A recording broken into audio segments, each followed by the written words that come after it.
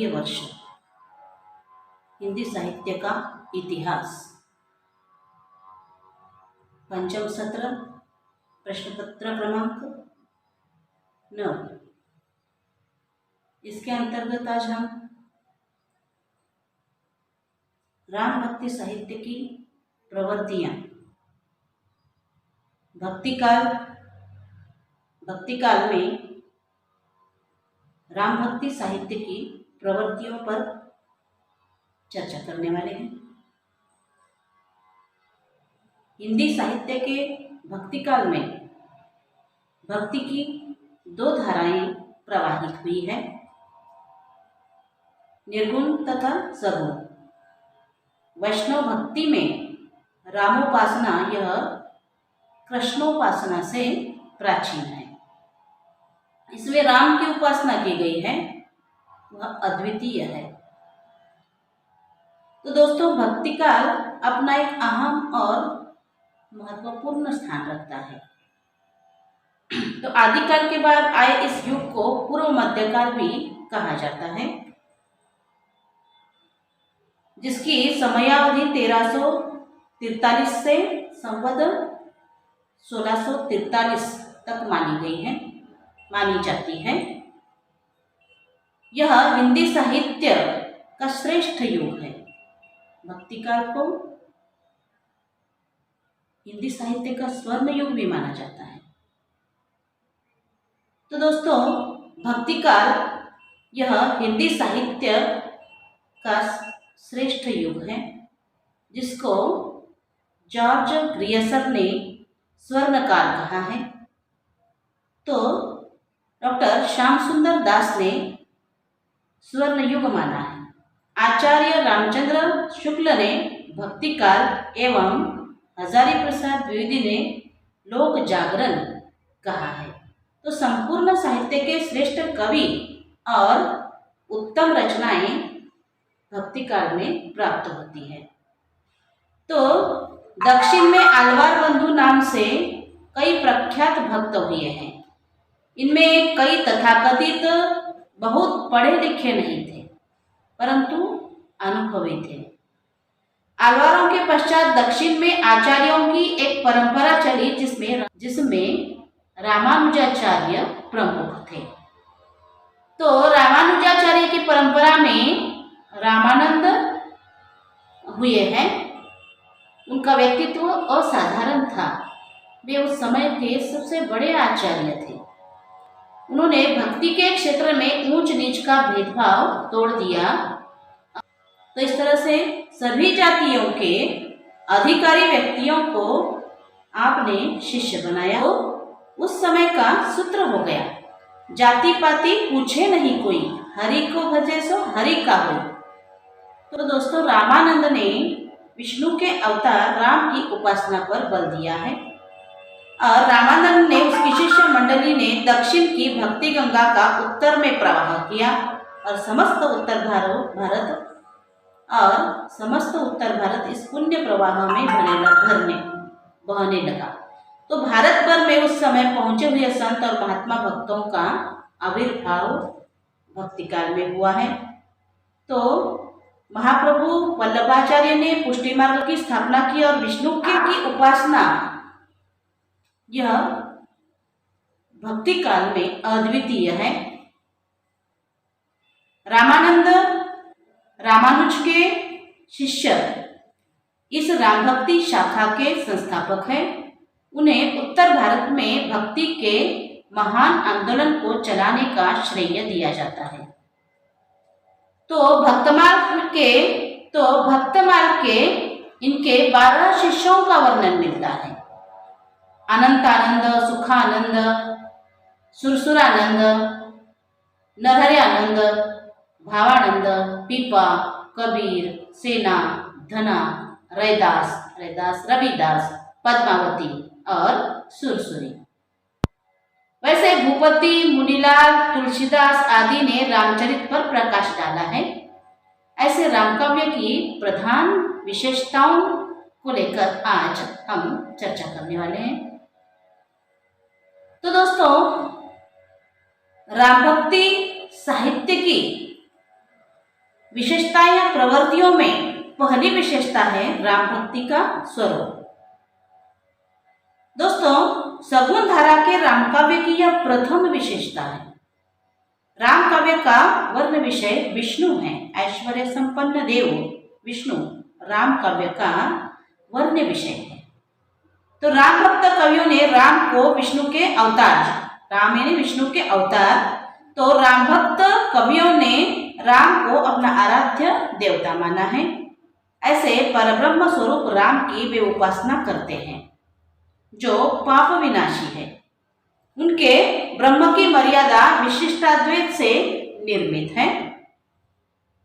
सिय राममय सब जगी जानी, करो प्रणाम जोरी जुग पानी। तो तुलसीदास ने ऐसे विष्णु के अवतार राम को प्रणाम किया है। उनके ईश्वर लोक रक्षक और धर्मोद्धारक है। इनके राम में शील, शक्ति और सौंदर्य का समन्वय है। मर्यादा पुरुषोत्तम राम इनके लिए आदर्श है। वैसे इन भक्तों ने अपने काव्य में आदर्श की झड़ी लगा दी है। इन्होंने वैष्णव धर्म के आदर्शों को अपने सामने रखा है और सेवक बनकर सेव्य भाव पर जोर दिया है। तो सेवक बनकर इन भक्तों ने अपने विष्णु के अवतार राम की सेवा की है। अर्थात राम काव्य का दृष्टिकोण सख्य दास्य भक्ति है। इन्होंने ज्ञान से भक्ति का स्थान श्रेष्ठ बनाया है। ये कवि भक्त पहले थे, बाद में कवि।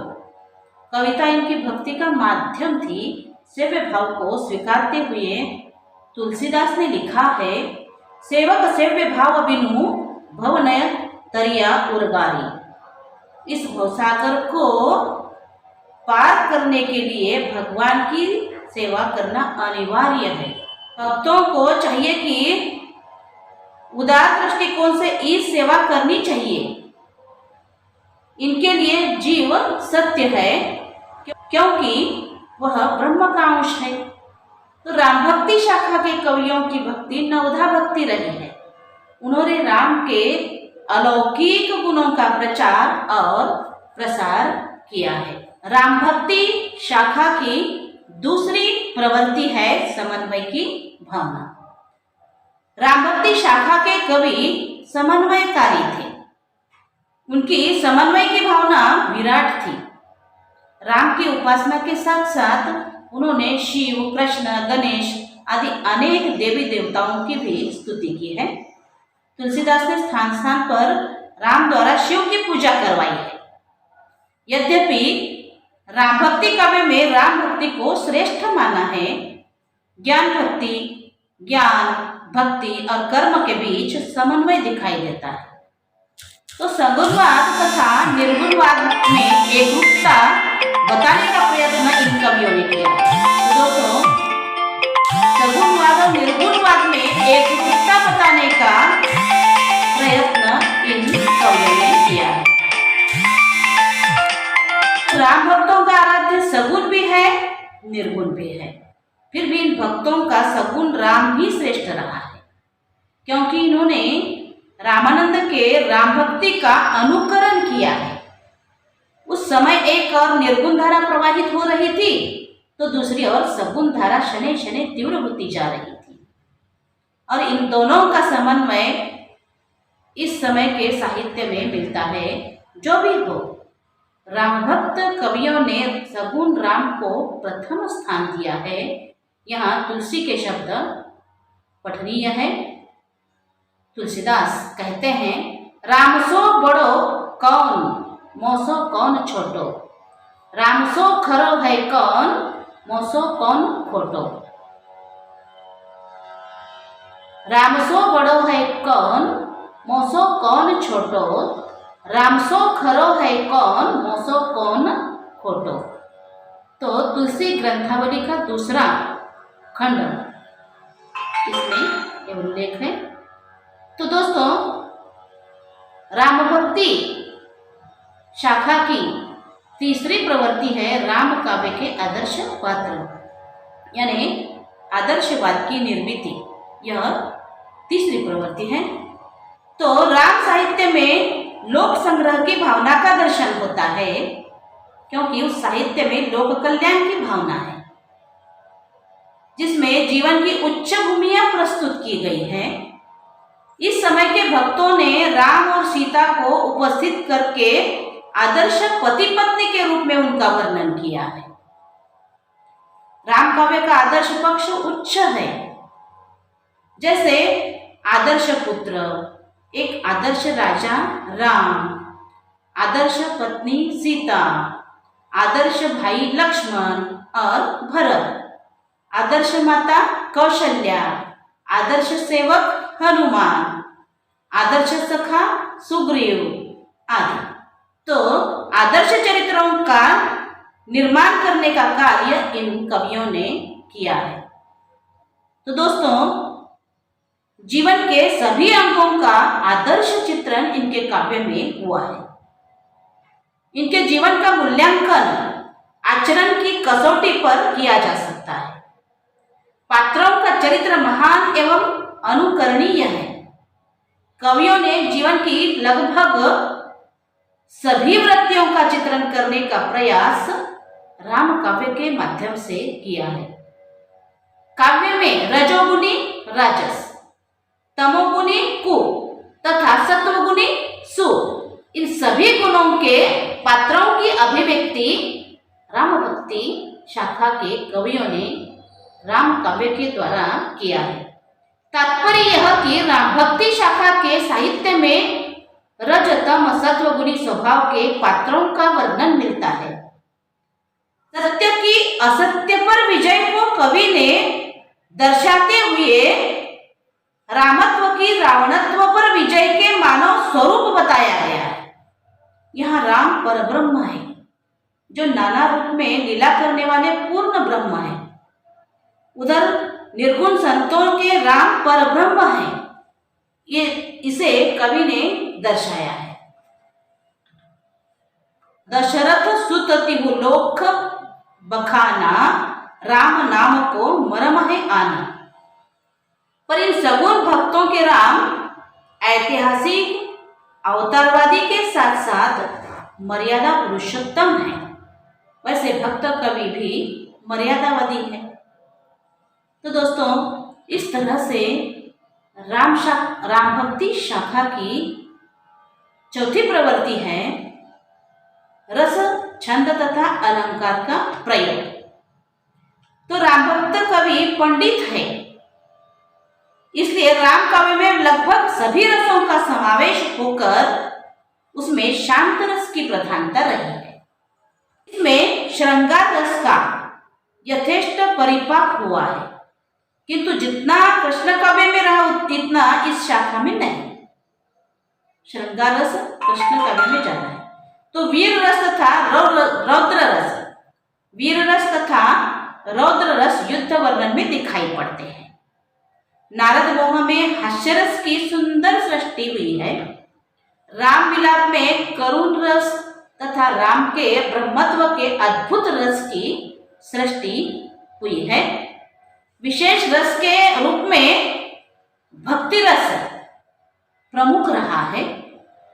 राम भक्ति साहित्य में रसिकता का समावेश किया गया है। राम काव्य में विष्णु के अवतार राजकुमार राम व सीता का वर्णन होने से सौंदर्य तथा माधुर्य का दर्शन होना अनिवार्य है। तो दोस्तों, ऐसे राम काव्य में दोहा, चौपाई, छंदों का प्रयोग मुख्य रूप से हुआ है। वीर गाथाओं में छप्पय, संत काव्यों में दोहे, प्रेम काव्य में चौपाई तथा दोहा, सोरठा, सवैया आदि छंदों का प्रयोग हुआ है, जबकि राम काव्य में विविध छंदों का प्रयोग हुआ है। तो राम काव्य में अलंकारों के भी प्रयोग बड़े ही चतुराई से किए गए हैं। लगभग सभी अलंकारों का प्रयोग इस शाखा के साहित्यांतर्गत प्राप्त होता है। तो तुलसीदास का एक अलंकार प्रयोग देखिए। संत हृदय नवनीत समाना। तुलसीदास जी कहते हैं, संत हृदय नवनीत समाना कहा कवि न पे कही न जाना। निज परिताप द्रवे नवीनता पर सुख द्रवे संत सपुनीता। तो व्यतिरेक का प्रयोग इसमें हुआ है। कवि केशव को छोड़कर किसी ने भी शब्दालंकारों का आदर नहीं किया है। इस राम काव्य में अन्य कवि केशवदास द्वारा अलंकारों का अनुराग कैसे उगल पड़ा है, सोचिए। यद्यपि सुजाति सुलक्षणी सुवर्ण सरस सुव्रत, यद्यपि सुजाति सुलक्षणी सुवर्ण सरस सुव्रत, भूषण भूषण बिनु न विराजई, कविता बनिता मित्त। वैसे तो तुलसीदास काव्य में प्रायः सभी अलंकार मिल जाते हैं, परंतु विशेष अलंकारों के रूप में उपमा रूपक आदि का प्रयोग हुआ दिखाई देता है। तो दोस्तों, इस तरह से राम काव्य पांचवी प्रवृत्ति है, काव्य शैली के विविध रूपों का दर्शन। तो दोस्तों, राम काव्य शांता सुखाय के लिए लिखा काव्य है, जिसमें लोकमंगल की भावना गोचर होती है। रामभक्त कवि सुकवि थे, अतः उन्होंने तत्कालीन समस्याओं पर राम सीता की कथा से प्रकाश डाला है। ये कवि स्वयं विद्वान थे, उन्हें काव्य शैली का पर्याप्त ज्ञान था, इसलिए उन्होंने अनेक काव्य शैलियों पर अधिकार पूर्वक लिखा है। राम काव्य में सब शैलियों का दर्शन होता है। रामचरितमानस में वीरगाथाओं की सी प्रबंध शैली पद्धति है, तो राम गीतावली में विद्यापति की गीत पद्धति, रामायण महानाटक में संस्कृत की संवाद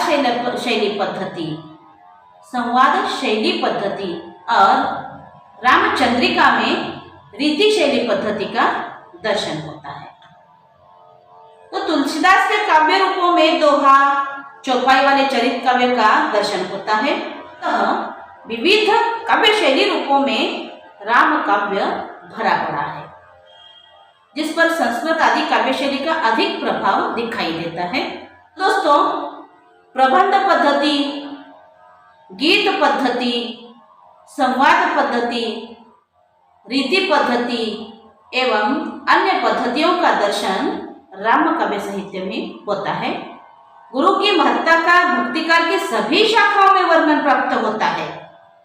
एकाध काव्य शैली में सद्गुरु का वर्णन हमें मिलता है। अब तक के साहित्य में व्यवहारत सभी शैलियों में रचनाएं प्राप्त हुई हैं। तो इस तरह से रामभक्ति शाखा की छठी प्रवृत्ति है भाषा शैली। तो राम काव्य की प्रधान भाषा, तो दोस्तों, राम काव्य की प्रधान भाषा अवधी है। उसका दर्शन ग्रंथ रामचरितमानस में है। तुलसी आदि ने अवधी तथा ब्रजभाषा का प्रयोग किया है। केशवदास आदि ने ब्रजभाषा में काव्य सृष्टि की है। अतः राम काव्य की दो भाषाएं रही है, अवधी तथा ब्रजभाषा। तो इन दोनों भाषाओं की शब्दावली में भिन्न भिन्न भाषाओं के शब्दों का प्रयोग हुआ है। बुंदेली, भोजपुरी, फारसी, अरबी, संस्कृत, राजस्थानी आदि शब्दों से व्यापक रूप आया है। अन्य बोली भाषाओं के शब्द चयन में पांडित्य दिखाई पड़ता है। राम काव्य में अवधी तथा ब्रज भाषा का स्वरूप मंजा हुआ है। तो दोस्तों, संस्कृत के प्रभाव से काव्य रूपों में तरलता तथा सहजता आई है। भक्ति तथा प्रेम पूर्वक लिखी गई रचनाएं अवधी और ब्रज में ही मिलती है या प्राप्त होती है। ऐसा महान साहित्य इस कालखंड में रचा गया है। तो साहित्य में जन भाषा का प्रयोग होने से वह और भी प्रसिद्धि पा गया है। तो इस साहित्य के प्रेरणा में रामायण, पुराण, रघुवंश, हनुमान नाटक, उत्तर रामचरित आदि ग्रंथ रहे हैं। इनकी संस्कृत प्रवृत्तियों को हिंदी में अपनाने का कार्य इस समय के कवियों ने किया है, इसलिए भी यह साहित्य आदर्श बना है। डॉक्टर हरदेव बाहरी के शब्दों में उसमें न तो वीरगाथाओं की कर्कशता है, न प्रेम काव्य की ग्रामीणता, और न ही असंगति तथा विशृंखलता। तुलसी का शब्द चयन पांडित्यपूर्ण है। उसमें वह शब्द चमत्कार तो नहीं जो केशव अथवा सुर में है, परंतु उनकी भाषा की भावात्मकता, रसानुकूलता अथवा उपयुक्तता में किसी को संदेह नहीं हो सकता। तो तुलसी की भाषा अलंकृत न होकर स्वाभाविक, सरस और भावव्यंजक है।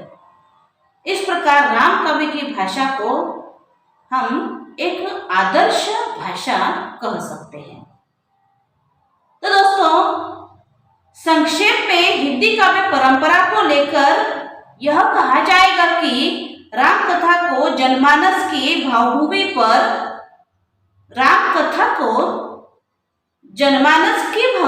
पर अधिष्ठित करने का श्रेय भक्तिकालीन कवियों को है। रीतिकालीन रामकाव्य रचयिताओं की दृष्टि भी दरबारी वैभव विलास में इतनी आक्रांत थी कि उन्हें लोक रक्षक राम से अधिक प्रिय रसिक राम प्रिय लगने लगे। आगे आधुनिक रामकाव्य परंपरा में हरिओंध, मैथिली शरण गुप्त, सूर्यकांत त्रिपाठी निराला, उदय शंकर भट्ट, भारत भूषण अग्रवाल, केदारनाथ, नरेश मेहता आदि के नाम गिनाए जा सकते हैं। तो इस तरह से दोस्तों, यह थी रामभक्ति काव्य की प्रवृत्तियां या विशेषताएं। धन्यवाद।